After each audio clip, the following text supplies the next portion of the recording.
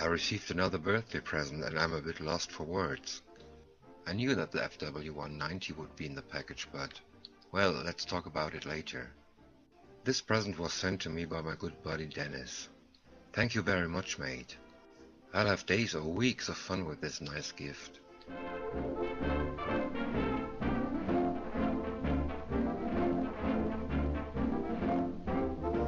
The box art shows a squad of 190s over Bavaria in winter. A very nice painting. How do I know that it's Bavaria? Because it's one of the decal options that tells me so. And here's the kit number, 04536. 04536.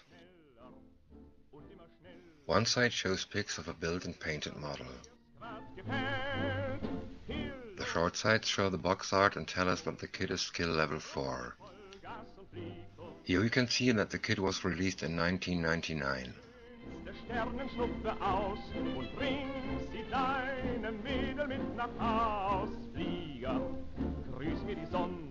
Why do I show you the open box with the instructions on top first? Because the contents of the box look like this. Dennis got this kit off eBay and the guy he bought it from took the sprues out of the bag. The first thing to do was to make sure that no parts were missing. That's why I needed the sprue map. To make a long story short, all parts were there and nothing was damaged. This inbox review will contain more pics than words. For many parts I don't even know the German names, so please forgive me when I use words like things or stuff instead of the correct names. Well, this is clear. These are the wings, the cockpit top and the landing gear covers. To me everything looks nicely detailed, but I'm an armor builder, so what do I know? Let's take a look at the parts from the other side. The wheels look really nice.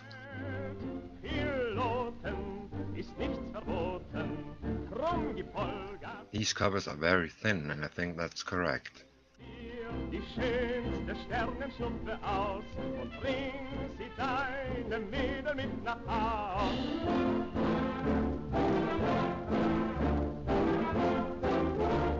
The wings show many holes and I guess some of them need to be drilled out to accommodate the pylons for ordnance or external fuel tanks.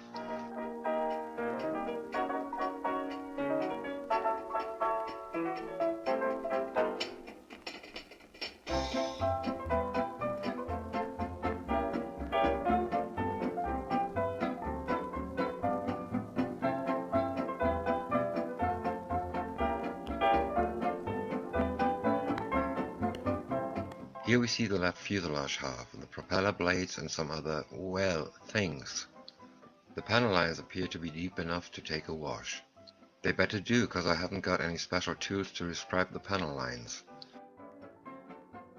Here's the right fuselage half, the engine and the engine cowlings.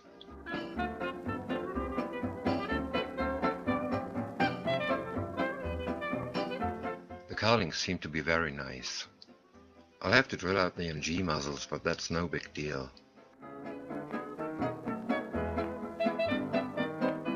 I don't know enough about the engine, so I can't tell you if it's sufficiently detailed.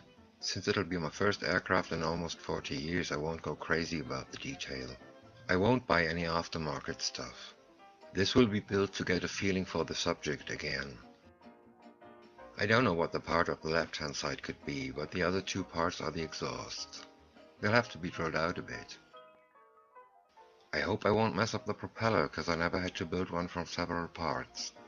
There are sprockets on one end of each blade, so I guess you can glue them in different positions. There'll be a lot of dry fitting necessary, even more than on armor kits. In my opinion, the stern wheel looks really good. These are parts of the landing gear. I really like the wheel well, and it's a pity that nothing of the detail will be visible. I'll place the Focke on a small vignette when she's built and painted. I'm sure that you could add more tubing and such, but it would be a waste of time in this case.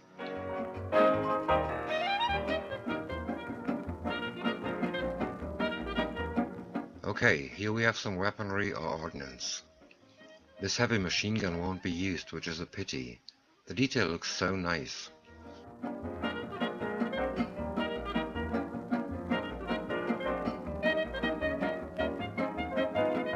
This is the only flesh I could find. The good thing is that I only need 4 of those parts. Of course I'll use those without flesh. And here we see parts for the pylons. I'm really sorry that I can't name them properly. This is an external fuel tank, if I'm not completely mistaken. The other part is the maintenance cover for the machine guns. And now for the landing gear. And some instrument panels. I'm sure that there are Edward printed PE panels available, but I'll try it the old-fashioned way with paints and a brush. Here's the suspension for the stern wheel. I just realized that I forgot to take close-up pics of the landing gear. Well, I'll do some detailing on them like brake lines. Some more propeller blades and an external fuel tank.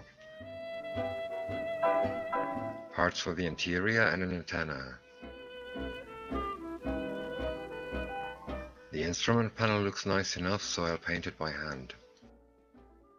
This is the cover behind the pilot seat.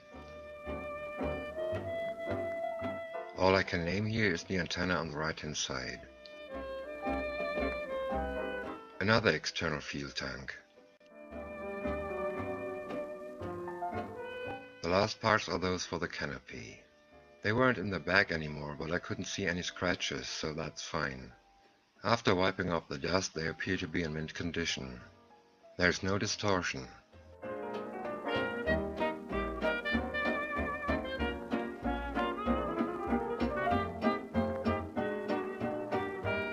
I used some plastic bags and put in the sprues and loose parts separately.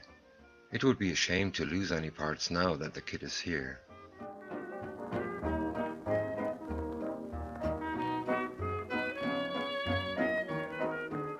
The instructions show a pic of a built and painted model. Then there's a bit of history on the plane, a little more in German though. Here's the color call out, of course only for Revell paints. There's one thing I do like about it, and that's the paints you'll have to mix. Color callouts like this are the reason why I still mix the paints I don't have instead of buying the exact paint. I will have to buy matching paints because I don't have any special aircraft paints, but it's nice to see that I could do my own mixtures. As usual, the instructions start with the assembly of the tub. Then the engine cowling and the fuselage halves are assembled. That's pretty much straightforward. Step 7 shows the assembly of the wheel well. The next 2 steps show the assembly of the wings. I really wonder what the pit will be like. Here we see the assembly of the landing gear. And here the fuselage and the wings come together. I won't glue the landing gear in place before all the rest is done. This is one of the things I remember from building aircraft. These parts always pop off. The propeller blades are also in danger, so I'll have to make my mind up what to assemble first. I'll build and paint the Ordnance separately.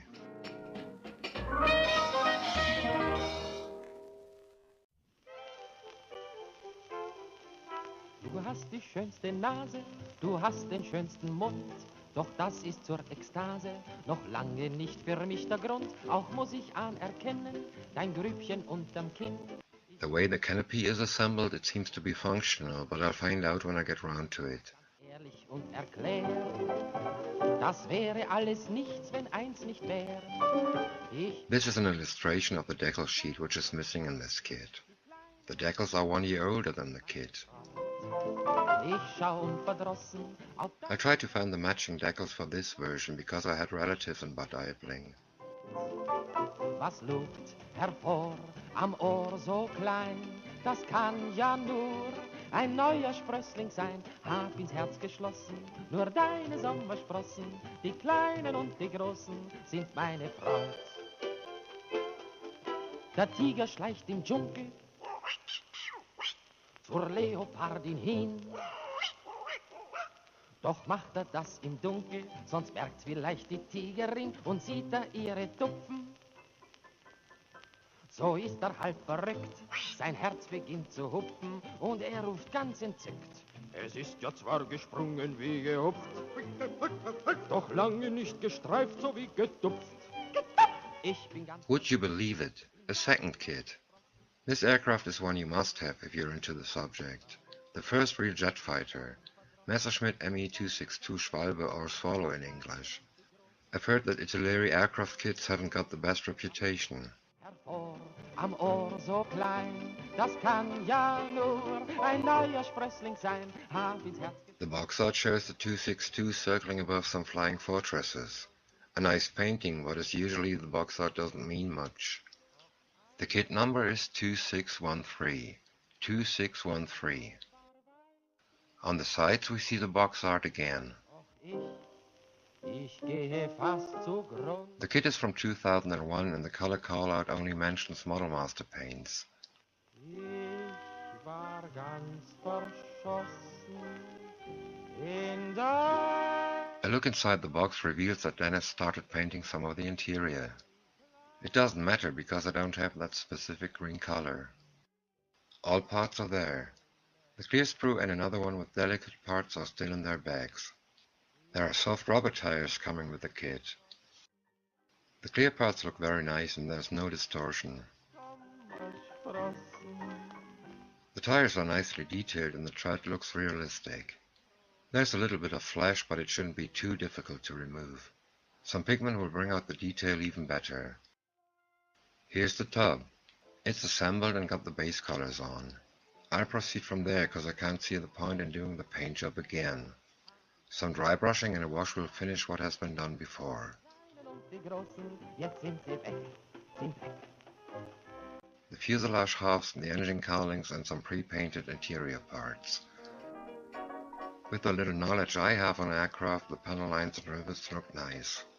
If they are done the correct way is beyond my understanding. I won't change anything about them. If I decide to do my aircraft models again, this might change, but for the time being I'm pretty happy with the material I've got right before me. The aforementioned interior parts. This sprue seems to be used for the two-seater version too. The basic paint job on the interior has been done, and hey, I like the detail there. It'll be some challenge for my shaky hands to paint all that stuff, but I'll try my very best. This sprue contains the wings, some bulkheads and the rims. The base paint has been applied and this will save me some time and money for the paint. The bulkheads are to be assembled in the aircraft's nose. I should write a note for myself in large letters not to forget to put enough weight into the nose. When I was a lad, I mostly built standard fighters with a stern wheel. The 262 was the only exception and she was a tail-sitter. I've got no clue what this is, but I'll find out during the build. These are the rims and I'm surprised to see them in pale green, but I guess Dennis checked it with the instructions. Anyway, the detail looks nice. I really like the panel lines and rivets. The last aircraft I built all had raised panel lines and I wouldn't like that today. These parts seem to be the covers for the landing gear.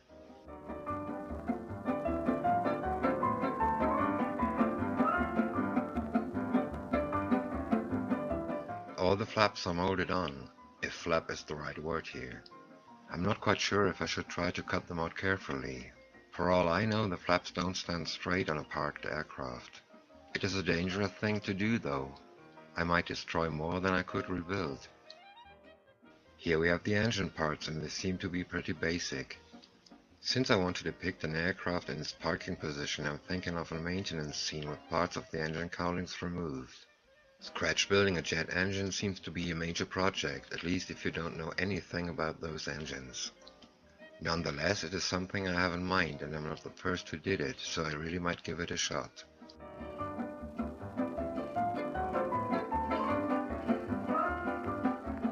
I won't even try to name these parts, but the pre-painted bits appear to be guns.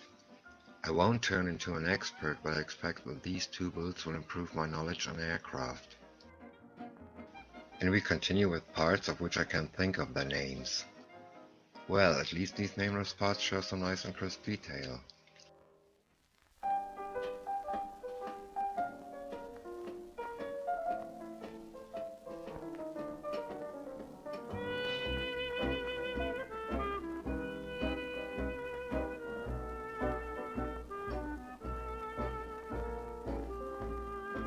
If I'm not completely mistaken, these larger parts on the left-hand side are maintenance doors for the machine guns in the nose. I'll show you the machine guns in a second, but I'm already sure that I will display them. It would be a shame to hide them behind closed doors. And here you go. The machine guns look well detailed, and I couldn't glue the doors on closed and call it a day.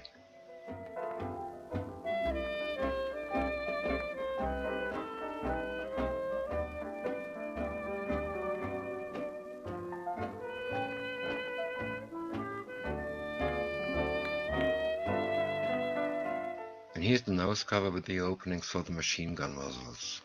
Somehow this part came off the sprue and seems to be damaged. It shouldn't be difficult to repair it with a little putty, and I'll do this job before the assembly. If I did it after the assembly, I would most likely destroy some detail.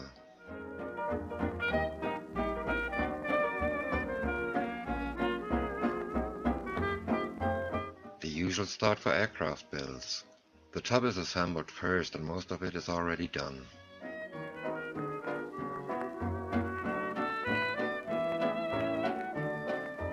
This explains a lot and confirms some of my assumptions. The assembly of the nose interior and the machine guns. There are two versions to choose from. I don't know yet which one I'll build. I should have made my mind up before I come to this step in which the interior and the fuselage are buttoned up. As I said before, I'll go for the open doors, and it's nice to see that Itinerary laid out the parts to do it that way. That means I won't have to build anything from scratch. Assembly of the wings. Fuselage and wings get married. I will have to find out what the alternatives on the rudder are about before the build. Wheels and landing gear assembly. I will add the brake lines and what else is necessary to get some more detail here. Like I thought, there aren't many parts for the engine. I'll look for closer pics of the actual engine and will then decide what to do. There are no decal options. That makes it difficult to decide which alternatives I should choose for the build. The painting guide is clear enough, and I hope I'll be able to do a proper job here, especially on those small spots on fuselage and engines.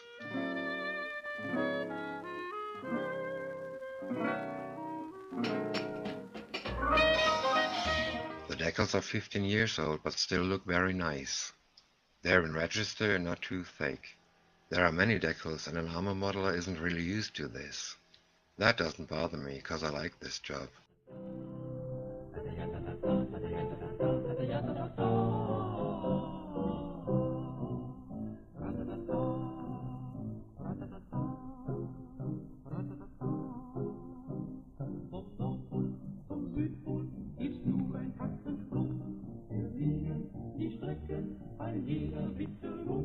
Wir warten nicht, wir starten, was immer auch geschieht.